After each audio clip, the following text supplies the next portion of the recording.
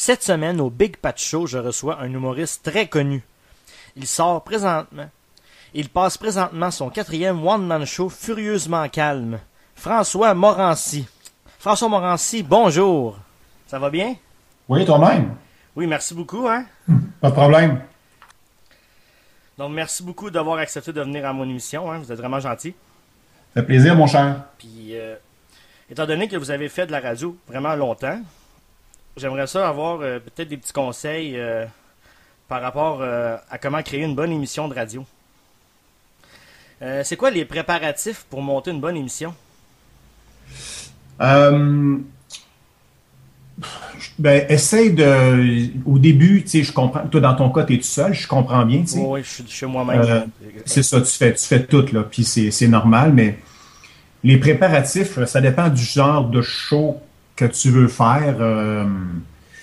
Je ne sais pas comment te répondre clairement à ça. Je te dirais, mettons, il y a des affaires quand tu fais...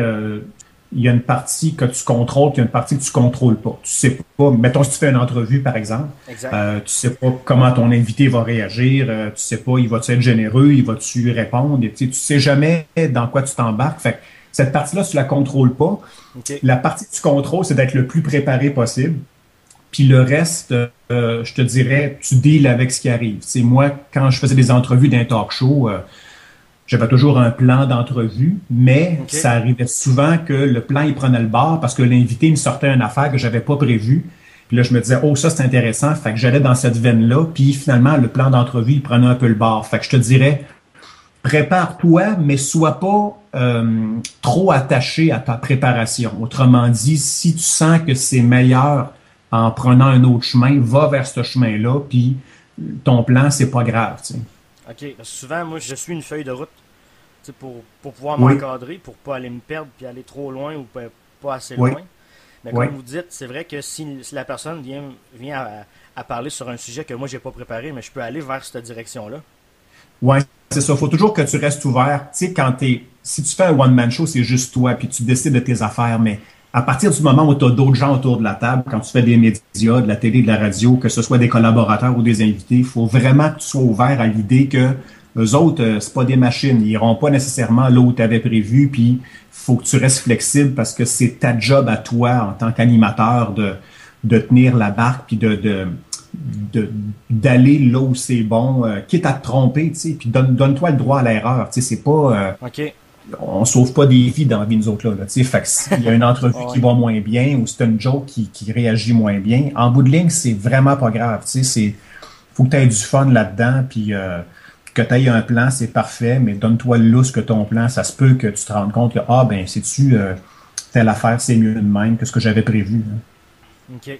Puis j'imagine que quand vous faisiez le talk show Merci Bonsoir, c'était exactement comme ça, j'imagine? Oui, c'était même chaque fois que j'ai fait des entrevues avec des gens, je m'informe, je vais voir qu'est-ce qu'ils ont fait. Je viens voir surtout la raison pour laquelle ils venaient au talk show, parce que les gens qui vont dans un talk show, ils vont là parce qu'ils ont des billets à vendre ou un disque à plugger ou un film ou quelque chose. Tu sais, c'est bien rare qu'ils viennent juste pour le fun. Fait que faut que tu t'assures ça que la plug est bien faite. Mais pour le reste, ça dépend des invités. Il y en a que tu connais intimement au niveau personnel, d'autres que tu as juste une idée vague. On t'a parlé d'eux autres. Tu essaies d'aller dans des zones où tu sais qu'ils vont être à l'aise. Puis t'en as que tu sais que ça va être plus tough parce que c'est des gens super réservés. Fait que tu essaies d'approcher chaque entrevue de la bonne manière, mais en même temps, comme je te disais, ça se peut qu'ils te surprennent avec quelque chose de zéro prévu, puis ça se peut que ce soir-là, il file bien, puis il t'en donne au bout, fait que tu les laisses aller. D'autres fois, c'est le contraire, pour peu importe la raison. Hey, tabarouette, c'est tough, tu sens que, OK, ça ne tente pas lui là, ce soir, là, fait que c'est ta job de le faire bien paraître, là, tu sais. Puis il faut les respecter, j'imagine. Ben, c'est sûr, il faut que tu le respectes, parce que c'est ton invité, tu sais. Si tu animes un talk show à tous les jours, puis tu as 3 invités par jour, c'est impossible que tu sois un fan de tout ce monde-là. Ça se peut pas. Il y a du monde là-dedans que tu vas trouver, ce qu'ils font. Mais je me donnais comme défi de trouver au moins une affaire qui m'intéressait dans leur vie ou dans leur processus. Ou si, mettons, tu reçois un chanteur qui, sa musique, ça te laisse indifférent, il y a peut-être quelque chose dans son processus qui t'intéresse, puis comment il écrit ses tunes, puis d'où est-ce qu'il vient, puis sa famille. Tu sais, faut que tu t'accroches à des affaires de même pour qu'ils paraissent bien. C'est ta job de le faire bien paraître, là, tu sais. C'est vrai, un peu comme Eric Salvaille fait en mode Salvaille. Ben, comme tout le monde fait. Je pense que n'importe quel animateur de talk show qui réussit, c'est parce que l'invité, c'est pas long que si tu es un animateur qui met, comment je pourrais dire, qui met des pièges, ça va se savoir, ça va se dire, personne va y aller à ton show. C'est vrai.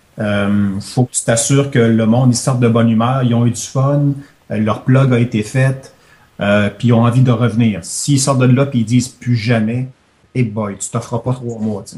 Ah ben merci. On se conjoint un petit jeu? Ouais, vas-y. Donc on va jouer un petit jeu, ça s'appelle Rafale. Pendant 1 minute et demie, je vais vous poser plein de petites questions rapides. Puis ceux qui ne peuvent pas te répondre, vous allez nous dire passe. Pas de problème. Ça marche? Oui. Parfait, on commence. Humoriste qui a le plus aidé ta carrière? J'ai de la misère à répondre à ça parce que j'ai pas été parrainé par personne. Fait que j'ai bien des amis en humour, mais il y a personne qui m'a parrainé quand je commençais. Fait que je vais dire rien. Tu aimerais être dans la peau de qui pour 24 heures? C'est des bonnes questions, hein? Ouais, c'est des très bonnes questions. Je dirais le président américain, mais juste 24 heures, pas plus. C'est trop une job de balade mentale, mais j'aimerais ça l'essayer. Les pêcheurs ou les beaux malaises? Les pêcheurs. Hockey sur glace ou hockey cosum? J'ai joué aux deux, mais je préfère sur glace. Combien de fois par semaine tu cuisines un souper? Faudrait définir le mot cuisine, parce que je dirais plus que je me fais à manger, mais c'est rare que ça implique plus qu'une casserole. Fait que, mettons que je suis pas Ricardo, loin de là. Fait que, mais je me fais à manger moi-même, là, je me nourris. C'est bien. Mais je peux pas dire que je suis des recettes dont je suis fier. Mettons que j'ai aucune spécialité, mais je suis capable de faire cuire de la viande puis de m'arranger pour qu'elle soit bonne. T'sais. Le meilleur chanteur country de tous les temps? Chanteur country. Hey, tu tombes dans une musique que je connais plus ou moins. Moi, celle que j'aime vraiment, je sais pas si c'est un qualifié country, mais elle en fait, c'est Bonnie Raitt. Hey, ça ressemble à ça quand même. Hein? C'est-tu du country? On peut-tu dire que c'est du country, Kat? Ouais. Oui. C'est bon. Quel métier pratiquait ton grand-père? C'est un quincaillier, tout comme mon père. Je viens d'une famille. Mon grand-père avait une quincaillerie, puis après ça, un de mes oncles a pris la relève. Mon père en a ouvert une autre. Il y avait 2 quincailleries Morancy à Québec dans le temps. Puis il a fait ça pendant 25 ans, mon père. Puis mon grand-père, lui, a fait ça toute sa vie. Tu gagnes la loterie, tu t'achètes quoi? Je suis pas un bebelleux, moi, dans la vie. Les affaires que le monde s'achète quand il gagne des gros montants, c'est-à-dire des bateaux, des hélicoptères, des chars de luxe à 100 000 $, ça m'intéresse vraiment pas. Je pense que la première affaire, c'est que je ferais un gros party pour amis et famille, puis après ça, j'aurais tendance à devenir un genre de philanthrope, c'est de donner de l'argent, mettons des jeunes qui commencent une business puis qui ont de la misère ou que c'est tough. Ça m'intéresserait bien plus que de m'acheter une bebelle que je sais que je me servirais une fois puis que je la parkerais dans le driveway après. Là. Le pire, c'est que c'est vrai, c'est une très bonne réponse. Ton pire trait de caractère? Impatient, de loin. Je me le suis fait dire par beaucoup d'ex-blondes. Ouais. Ah oui? Moi aussi. Un repas qui te fait penser à ton enfance? Macaroni au fromage avec de la tarte au sucre. Excellent. Ça, c'est bon en plus. Ton personnage qui te fait le plus rire? Je dirais anciennement Raymond Baudouin de Pierre Brassard dans le temps des Bleu Poudre. Une espèce de journaliste fou furieux qui allait d'un 5 à 7 d'un lancement puis qui mettait tout le monde mal à l'aise avec son Polaroid. Il me tuait. Puis là, récemment, j'ai écouté un peu la série Like Moi à Québec. Puis oui. Il y a un personnage qui s'appelle Gabi quelque chose. C'est genre une maquilleuse qui fait des mauvaises... Hey boy, qu'elle me fait rire. Je trouve ça écœurant. Je sais pas c'est qui ce fille-là qui la joue, là, mais elle est tellement bonne. Ta plus grande manie? Je double-check tout le temps. Mettons, Mais mettons, j'envoie un courriel à quelqu'un. Oui.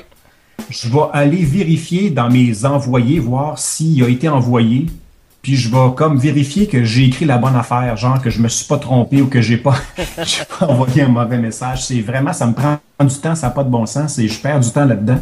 Mais des fois quand Mais on veut être sûr, hein? Ah, tu veux tellement être sûr de l'avoir envoyé à la bonne personne puis qu'il y a eu les bons mots dans le bon ordre, tu sais. Fait que, ouais, ça, j'ai une petite tendance à double-checker un peu trop, tu sais.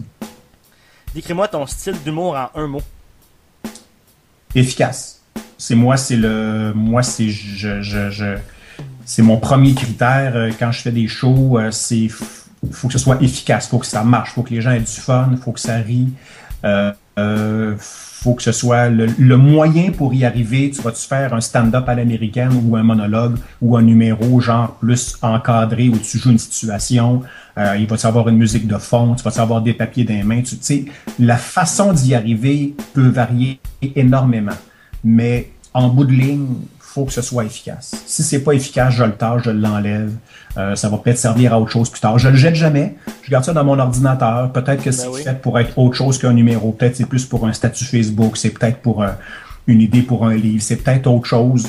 Mais si ça marche pas dans le show, je m'entête pas. Là. Moi, je l'essaye une fois. Si ça marche pas, je vais peut-être le réessayer une deuxième fois. Mais après 2 fois, that's it, c'est out.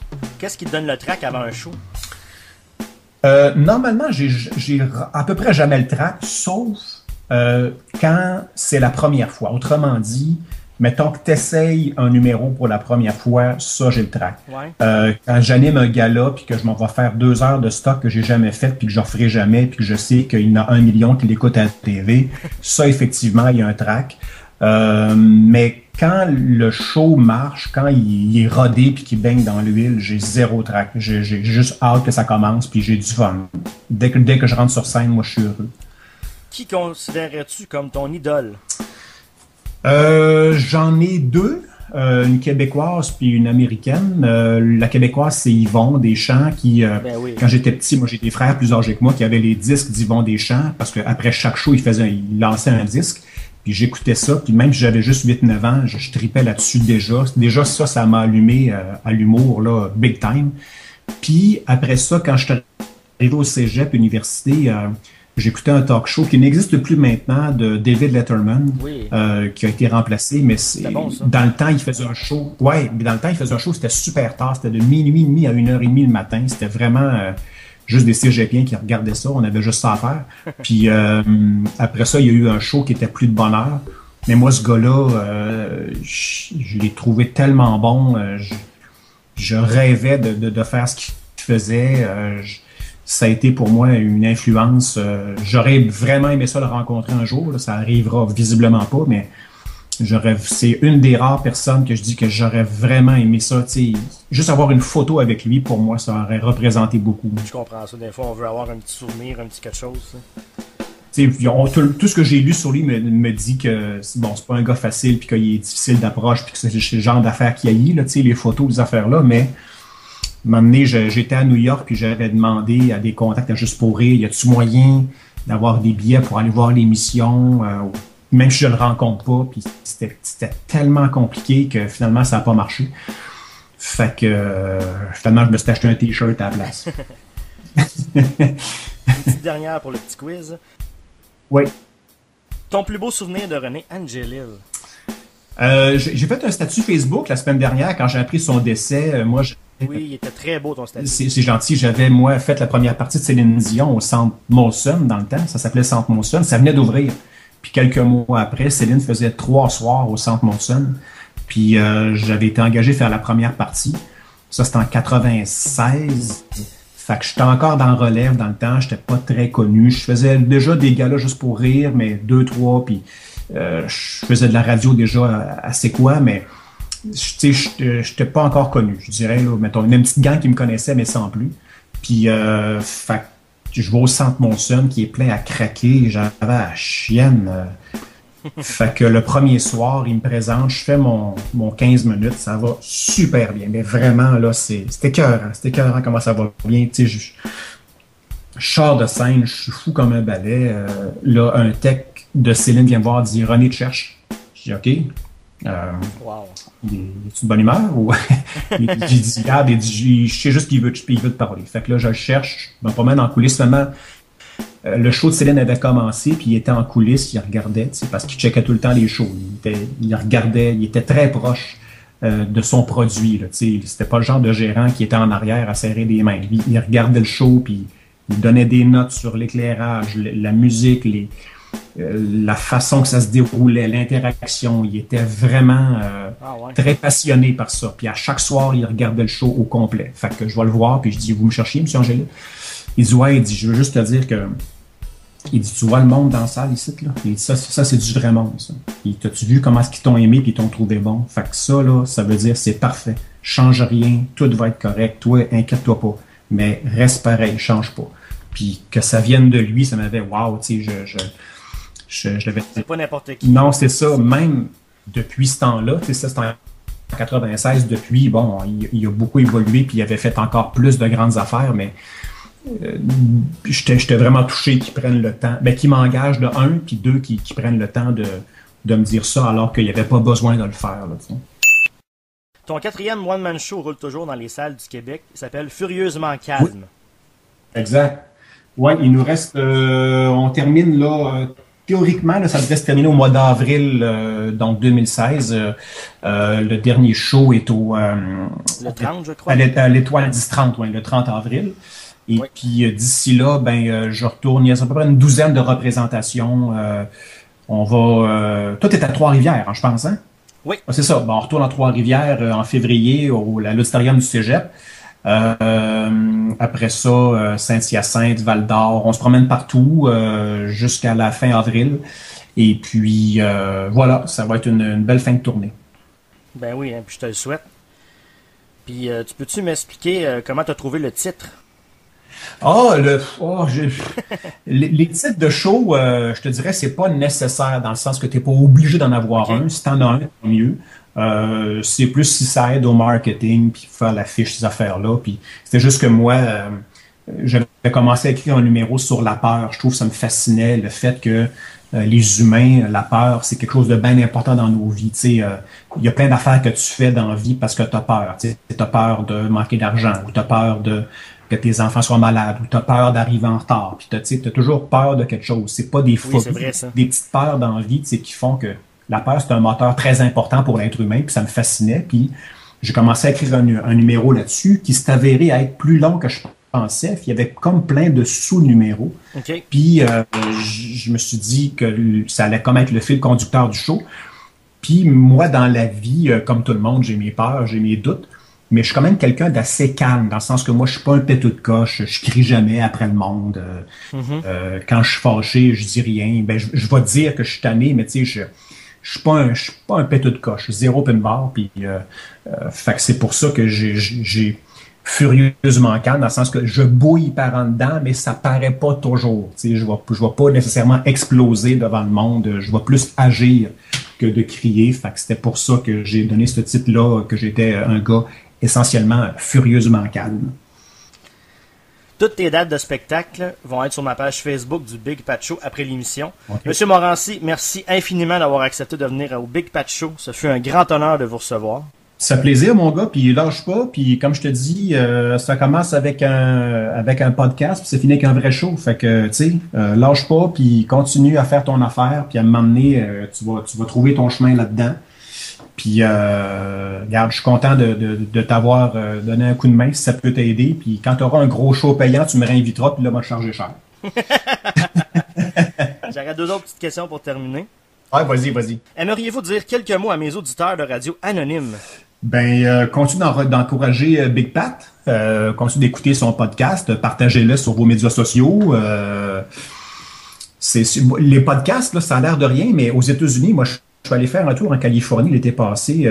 Je faisais un documentaire sur l'humour américain qui va être à TV5 cet hiver. Puis les podcasts, c'est la grosse affaire, là.